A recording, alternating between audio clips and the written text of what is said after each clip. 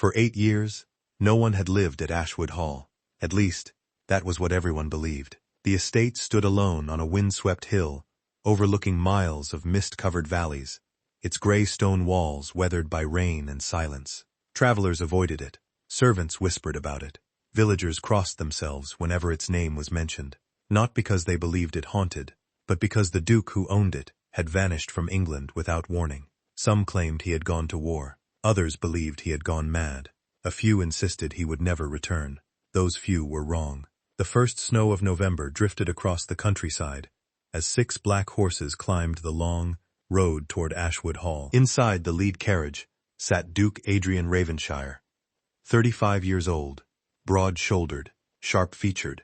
His black coat bore the dust of months spent crossing Europe. His reputation had reached England long before he did. The ruthless Duke, a man who negotiated peace between warring nobles with the same cold precision others used to sharpen knives. He rarely smiled, rarely forgave, never forgot. Captain Elias Mercer folded another letter and placed it beside him. The London solicitor still believes we should sell the estate. Adrian looked through the frost-covered window.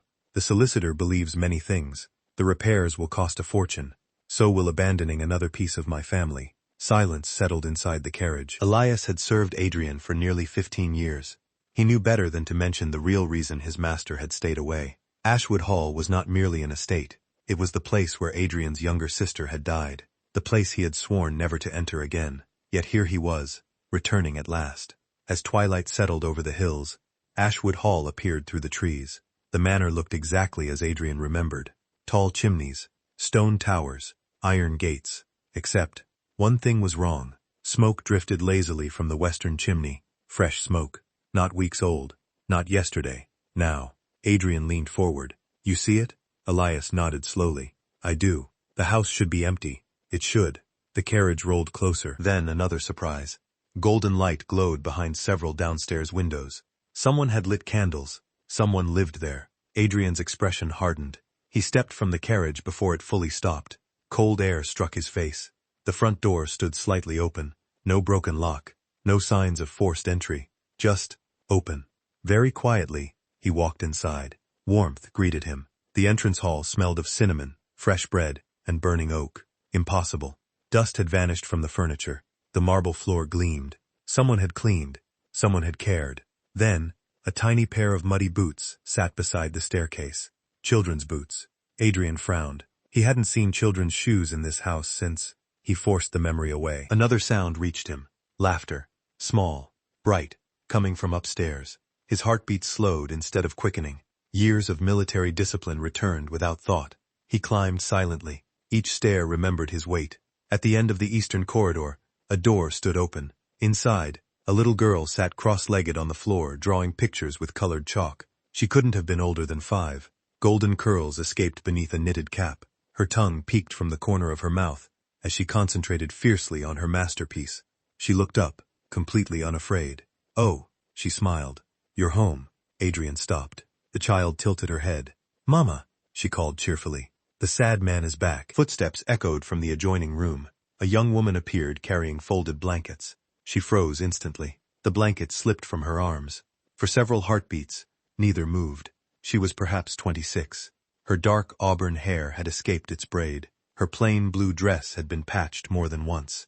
Yet everything about her posture spoke of quiet dignity. She recovered first. She stepped instinctively between Adrian and the child. Who are you?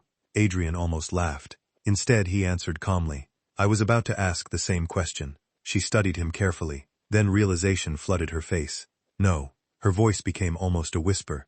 You're the Duke. The color drained from her cheeks. You weren't supposed to return until spring. I wasn't aware my schedule required approval. The little girl looked between them. Mama, did we break his house? The woman closed her eyes briefly, then opened them again. My name is Clara Whitmore. She swallowed. My daughter is Lily. We've been living here for 3 months. In my house. Yes. And why? Clara hesitated. Not because she wished to lie. Because the truth sounded impossible. My husband died last winter. My landlord sold the cottage without warning. The parish offered the workhouse. I refused. Lily had already buried one parent. I wouldn't let her grow up there. She looked around the room. A man in the village told me Ashwood Hall had been abandoned for nearly a decade. We said no one would come. So I came. Adrian folded his arms. You entered an empty ducal estate because a stranger suggested it. I entered because my child was sleeping in a stable. Silence. I intended to leave before winter ended. But, she glanced toward Lily. She stopped coughing here. The walls are thick. The fireplaces still work. And for the first time since my husband died, my daughter slept through the night. Lily quietly walked over and wrapped both arms around Clara's leg. Adrian watched them. Everything about the scene felt wrong, not criminal, domestic, peaceful. The room looked lived in. Fresh flowers stood on the windowsill. A repaired curtain fluttered gently. Someone had stitched new covers for the cushions. This wasn't occupation. It was care. Captain Elias entered quietly behind him. My lord? Adrian didn't answer immediately. Instead, he asked Clara, who gave you the keys? Mr. Hollis, the caretaker. Elias frowned. Hollis resigned 4 years ago. Clara blinked. He said he still managed the estate. Adrian exchanged a long look with Elias. Either Hollis had lied, or someone else wanted the house occupied. Lily suddenly stepped forward. She held out a folded drawing. I made this. Adrian looked down. The picture showed a giant house. 3 people stood outside. A little girl, a smiling woman, and a tall man wearing an enormous black coat. She pointed proudly. That's you. You've never seen me before. No, but Mama said someday the lonely Duke would come home. Adrian slowly looked toward Clara. She flushed. I had to explain why this wasn't our house. Lily continued happily. So, she smiled brightly. Now we're all here. Neither adult answered. Dinner that evening became the strangest meal Adrian could remember. Clara insisted on cooking. I've already prepared enough, she said quietly. It would be wasteful otherwise. He almost refused. Instead, he sat. Lily talked enough for everyone. She explained which hens refused to lay eggs, which window leaked during storms, how she had named every stray cat. Adrian found himself answering questions he normally ignored. Do dukes eat porridge? Sometimes. Can dukes climb trees?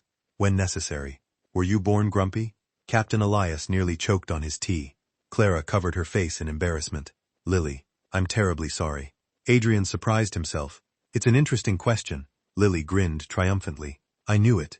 Later that night, Adrian walked alone through the silent corridors. Everything had changed. The cold emptiness was gone. Someone had filled the house with warmth, candles, books, children's laughter, life. He stopped outside the old music room. Its door stood closed, exactly as he had left it 8 years earlier. He reached toward the handle, stopped, then lowered his hand. Some memories still waited. Outside, a rider emerged from the darkness beyond the estate gates. His horse was exhausted. Mud covered both rider and saddle. He looked toward the warmly lit windows, then smiled, a cruel smile. So, he whispered, I finally found you. He turned his horse toward Ashwood Hall. Inside his coat rested a folded legal document bearing one name, Clara Whitmore, and another, Lily Whitmore. The man had not crossed half of England to offer condolences. He had come to take them back. The knock came just after sunrise. It wasn't loud. It didn't need to be. The man standing outside carried himself with the confidence of someone accustomed to having doors opened for him. Adrian was already awake. Years of military life had made sleep a luxury rather than a habit. He opened the front door before the visitor could knock again. The stranger removed his hat. He was in his early 40s, clean-shaven, dressed in expensive riding clothes that had seen hard travel. His smile was courteous. His eyes were not. Your Grace, you know me. I know every duke in England. And you are? Edmund Blackwell. The name meant nothing. For what purpose have you come? Blackwell glanced past Adrian into the entrance hall. I'm looking for my sister-in-law. Adrian's expression didn't change. I don't believe I know your sister-in-law. You do. Another smile. Mrs. Clara Whitmore. Silence. And her daughter. Adrian's jaw tightened, almost imperceptibly. You arrived quickly. I've been searching for months. You found her. So it appears. Blackwell folded his gloves carefully. I'll take them now. Behind the drawing-room door, Clara had heard every word. Her face had gone completely white. Lily looked up from her breakfast. Mama? Clara knelt immediately. Listen carefully. The little girl nodded. No matter what happens, you stay with Captain Elias. You don't leave his side. Lily frowned. Why? Because I asked you. The child saw something in her mother's eyes she had never seen before. Fear. Real fear. She nodded without another question. Outside, Adrian stepped onto the porch. I don't recall inviting you inside. Blackwell laughed lightly. Your Grace, this isn't a social visit. I am Clara's nearest male relative. I've come to bring her home. Home. My late brother's estate. She's lived there long enough. Now she'll return. Along with the child. Adrian looked at him steadily. Will she? Blackwell's pleasant expression hardened. She has no choice. Captain Elias quietly joined Adrian. Something about Blackwell bothered him. Not his confidence. His certainty. Men telling the truth rarely sounded rehearsed. Liars often did. Adrian spoke calmly. Mrs. Whitmore may decide where she wishes to live. Blackwell smiled again. I admire your compassion, but English law is rather inconvenient. He removed a folded document. My brother's will. Adrian accepted it. Read it once. Then again. Everything appeared official. Everything appeared legal. Yet, something felt wrong.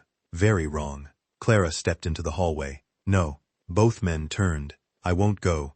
Blackwell sighed dramatically. There you are. You've caused enough embarrassment. I'm giving you one opportunity. Return willingly. I'd rather die. The words fell into the morning silence like stones. Blackwell's smile disappeared. You always were dramatic. Lily suddenly ran into the hall. Mama!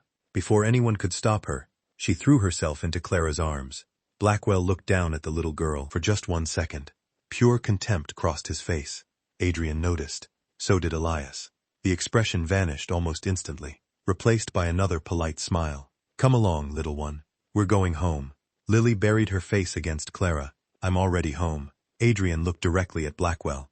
I believe you've received your answer. Blackwell's jaw tightened. You would interfere in another family's affairs? I interfere whenever someone attempts to force a woman against her will. This has nothing to do with you. It does now. Blackwell's voice became colder. You don't understand. No, I understand perfectly. You frightened both mother and child before introducing yourself. You've threatened, instead of persuaded. And you've referred to Mrs.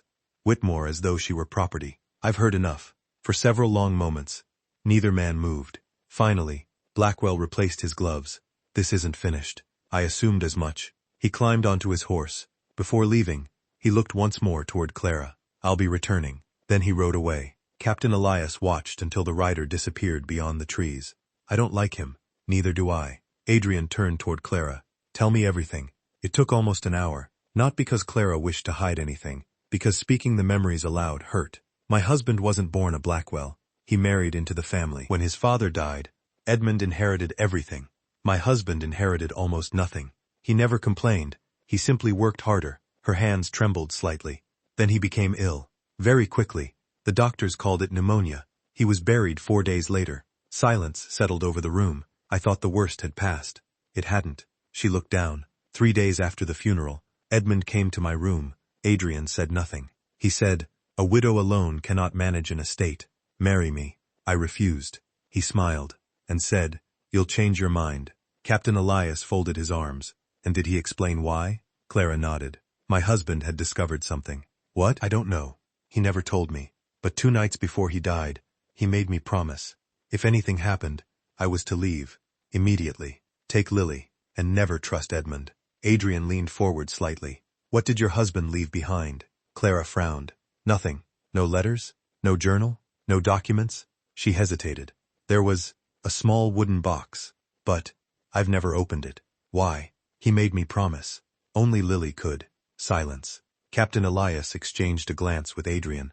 The Duke asked quietly, where is it? Clara looked toward the upstairs rooms. I brought it with me. An hour later, the small oak box rested on the library table. It wasn't large, barely the size of a family Bible. No lock, no keyhole, just a carved rose on the lid. Clara touched it gently. My husband said, if Lily survived to understand, everything would make sense. Adrian lifted the lid. It didn't move. Hidden mechanism. He turned the box over. Nothing. Captain Elias examined the carving. The petals. He pressed one. Click. The lid slowly opened. Inside lay 3 things. A faded photograph, a silver signet ring, and a sealed envelope. Across the front, written in careful handwriting, for my daughter. Clara's breathing caught. My husband. He knew. Adrian handed her the letter. You should read it. Her hands shook so badly, she could barely unfold it. She began reading silently. Halfway through, she stopped. Her face drained of color. No. Tears spilled onto the paper. No. Adrian spoke softly. What is it? She looked at him. Then at Lily. My husband. Wasn't Lily's father. The room became perfectly still. Lily blinked in confusion. Mama? Clara could barely speak. He adopted her. When she was a baby, he never told anyone. He wrote, he wanted her protected. Adrian frowned. Protected from whom? Clara continued reading, then whispered words that changed everything. From the Blackwell family. Captain Elias stepped forward. Why? Clara lowered the letter. Because Lily, Pontelay, is the last surviving heir. Heir to what? She looked at Adrian. Blackwell Holdings, the largest private shipping company in northern England. Silence. Then, everything became clear. Edmund hadn't searched for Clara because he wanted family. He hadn't searched for Lily out of affection. He had searched because the child stood between him and a fortune worth hundreds of thousands of pounds. Outside, hidden beyond the tree line, Edmund Blackwell lowered his spyglass. A slow smile spread across his face. So, they found the letter. He mounted his horse. Good. That saves me the trouble. He looked once more toward Ashwood Hall, then quietly whispered, Tonight, I stop asking and start taking. The attack came just before midnight. Ashwood Hall had fallen silent hours earlier. The fires burned low. Rain whispered against the old windows. Most of the household slept, except Adrian. For reasons he couldn't explain, unease had settled over him all evening. He stood in the library, staring at the letter Clara's husband had left behind. Every sentence pointed toward one unavoidable truth. Edmund Blackwell had never wanted Clara. He wanted Lily. The little girl wasn't merely an obstacle. She was the legal owner of an empire that Edmund had spent years pretending belonged to him. Adrian folded the letter carefully. Then he heard it. A horse. Not on the main drive. Behind the house. Then another. And another. Captain Elias appeared in the doorway almost instantly. My lord, I heard. 6 riders. No lanterns. They came through the forest. Adrian's eyes hardened. They're here. Upstairs. Lily woke to shouting. She rubbed her sleepy eyes. Mama? Clara was already pulling on her boots. It's all right. No, it isn't. She had heard the pounding downstairs. Heavy fists striking the front door. Then a voice echoed through the entrance hall. Open the door. By order of Edmund Blackwell. Lily clung tightly to Clara. I'm scared. Clara kissed her forehead. So am I. The pounding grew louder. Wood groaned. Another blow. Then another. Captain Elias rushed into the hall. They've brought a battering ram. Adrian calmly loaded an old flintlock pistol. How many? 8 men. Perhaps 9. They're armed. Adrian handed another pistol to Elias. Protect Clara and Lily. And you? I'll greet our guests. The front doors exploded inward. Splintered oak crashed across the marble floor. Cold wind rushed through the entrance hall. Edmund Blackwell stepped inside. He wasn't smiling anymore. Behind him stood armed men carrying clubs and pistols. This ends tonight. Adrian descended the staircase slowly. Each step echoed through the silent house. You've damaged my door. Edmund laughed. You'll survive. I wasn't speaking about myself. The Duke stopped halfway down the stairs. You entered my home without permission. You threatened my family. You frightened a child. His voice remained calm, almost gentle. I've decided. I dislike you. Edmund drew his pistol. So now you leave. I don't believe I will. Adrian sighed quietly. I hoped you'd choose differently. Before anyone realized what happened, he fired. A bullet struck the chandelier chain above Edmund's head. The enormous crystal chandelier crashed onto the marble floor between both groups. Glass exploded everywhere. Edmund stumbled backward. His men scattered instinctively. Adrian's voice thundered through the hall. Now, Captain Elias and the estate guards rushed from hidden doorways. The fight lasted less than 3 minutes. Adrian moved with terrifying efficiency. Years of military command showed in every movement. He never wasted energy, never struck twice when once was enough. Edmund tried to flee. He almost reached the doorway. Almost. Adrian caught him by the collar, spun him around. You came for my family, Edmund sneered. That little girl owns everything. She doesn't deserve it. Adrian looked directly into his eyes. No, she deserves better than you. His fist landed once. Hard. Edmund collapsed unconscious onto the stone floor. By dawn, the magistrate had arrived, along with 2 judges from York. Captain Elias placed the letter before them, then the adoption records, then the trust documents. Finally, the will. Every signature matched. Every witness confirmed it. Edmund's fraud stretched back almost 6 years. He had forged accounts, hidden profits, bribed clerks, destroyed records, and attempted to kidnap the rightful heir. The evidence was overwhelming. The magistrate closed the final ledger. Edmund Blackwell, you will stand trial for fraud, conspiracy, kidnapping, attempted unlawful seizure of property, and assault. Edmund finally understood. He had lost everything. 3 weeks later, the trial ended. Every newspaper in England carried the same headline: Blackwell Shipping returned to rightful heir. Lily Whitmore became one of the wealthiest children in Britain, but she never understood why everyone suddenly bowed to her. She only asked one question: can we still live here? Clara smiled through tears. If His Grace allows us. Lily ran straight toward Adrian. He had just returned from inspecting the repaired stables. She wrapped both arms around his legs. Please don't send us away. The Duke looked down at the little girl, then toward Clara. I wasn't planning to. That evening, the estate stood quieter than it had in weeks. Justice had finally been done, yet Adrian remained restless. He found Clara standing beneath the old oak tree overlooking the valley. The wind played gently with her hair. You should be celebrating. She smiled faintly. I've forgotten how. You'll remember. I hope so. Silence settled comfortably between them. Finally she spoke. You changed our lives. I merely opened a door. You did far more than that. She looked toward the manor. When I arrived, I thought this house would shelter us for one winter. I never imagined it would become home. Adrian looked across the gardens. I almost sold it. I know. I'm glad you didn't. So am I. He smiled. A genuine smile. One so rare. Even he seemed surprised by it. Clara laughed softly. There. What? You smiled. I suppose I did. It suits you. I'll try not to make a habit of it. You should. I prefer this version of the ruthless Duke. She stepped closer. There is something I need to tell you. You don't owe me anything. I know. But I want to. She took a slow breath. When my husband died, I buried every hope of loving again.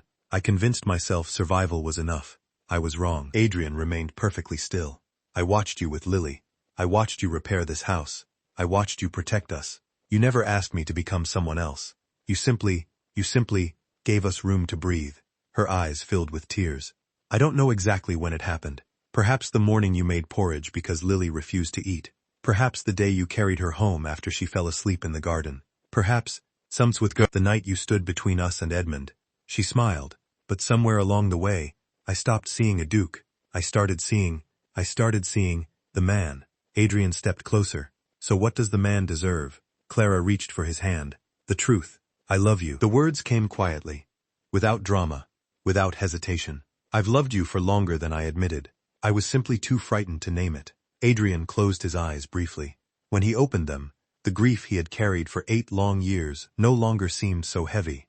I've loved you since the evening you stood between me and Lily. You were terrified, and yet, you never stepped aside. She laughed softly. I was protecting my daughter, I know, and somehow, you protected me too. Behind them, a tiny voice interrupted. So, they turned. Lily stood on the garden path holding a basket of wildflowers. Are you two finally finished talking? Both adults blinked. Lily sighed dramatically. Good, because I already told Mrs. Mo Parker you're getting married. Clara covered her face. Lily, what? You were obviously going to.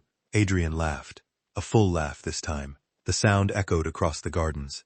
The servants stopped working. Captain Elias looked toward the house, then smiled to himself. In 15 years, he had never heard the Duke laugh like that. 6 months later, the village church bells rang across the valley. Every tenant from Ashwood Estate attended the wedding. Not because protocol demanded it, because they wanted to. Clara wore ivory silk, trimmed with lace, that had belonged to Adrian's late mother. Lily scattered flower petals all the way down the aisle. When the priest asked, "Who gives this bride?" a small hand shot into the air. "I do." The church erupted in laughter. Adrian knelt beside Lily. "May I marry your mama?" The little girl pretended to think very carefully. "You may. But, you have to promise." "What?" "You'll never leave again." Adrian looked toward Clara, then back at Lily. "I already made that promise." Years later, visitors to Ashwood Hall often asked the same question. When did the old estate come back to life? The oldest gardener always smiled. It wasn't repaired by stone. It wasn't repaired by money. It came alive. It came alive. The day a lonely duke came home. The day a lonely duke came home, and found a young widow and her little girl waiting for him. Some houses are built with bricks. Some families are built with blood. But the strongest homes are built by people who choose each other. And in the end, that choice became the greatest inheritance any of them would ever receive.